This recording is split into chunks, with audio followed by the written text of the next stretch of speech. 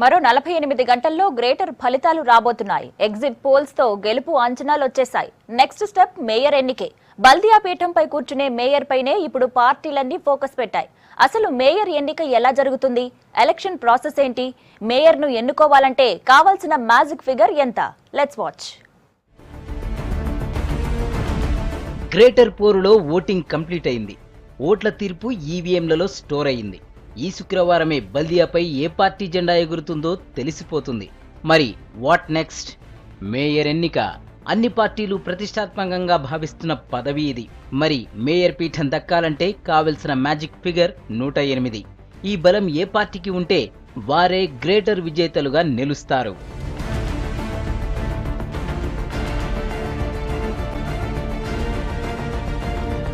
150 డివిజన్లలో 76 సీట్లు గెలిస్తే మేయర్ పీఠం కైవసమైనట్టే. కాకపోతే ఎక్స్ అఫిషియో మెంబర్స్ కూడా మేయర్ను డిసైడ్ చేస్తూ ఉండడంతో ఆ సంఖ్య 108కి చేరింది. గ్రేటర్ పరిధిలోని లోక్సభ ఎంపీలు, హైదరాబాద్ను ఆప్షన్గా ఎంచుకున్న రాజ్యసభ సభ్యులు, ఎమ్మెల్యేలు, ఎమ్మెల్సీలు వీళ్లంతా ఎక్స్ అఫిషియో మెంబర్స్ లిస్టులోకి వస్తారు. ప్రస్తుతం గ్రేటర్ పరిధిలో 64 మంది ఎక్స్ అఫిషియో మెంబర్స్ ఉన్నారు. వీళ్లలో 5గురు సభ్యులు లోక్సభ సభ్యులు, 5గురు రాజ్యసభ సభ్యులు, 25 మంది ఎమ్మెల్యేలు, 29 మంది ఎమ్మెల్సీలు ఉన్నారు. ఈ 64 మంది ఎక్స్ అఫిషియో మెంబర్స్, 150 మంది కార్పొరేటర్లతో కలిపి కౌన్సిల్ సభ్యుల సంఖ్య 214. ఇందులో 108 మంది సభ్యుల బలమున్న పార్టీకి మేయర్ పదవి దక్కుతుంది.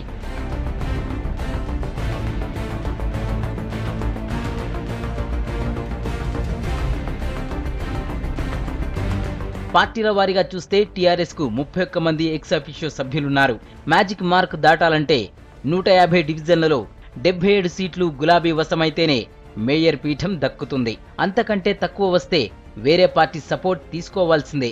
ఇక టీడీపీ, బీజేపీ కూటమికి 15 మంది ఎక్స్ అఫిషియోలు ఉన్నారు. ఇందులో 8 మంది టీడీపీ, 7గురు బీజేపీకి.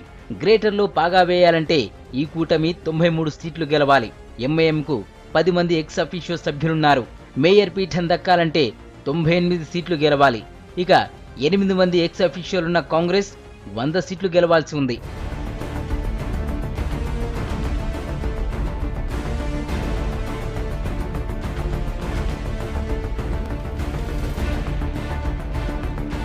ఈ నెల 11న మేయర్, డిప్యూటీ మేయర్ ఎన్నిక జరుగుతుంది.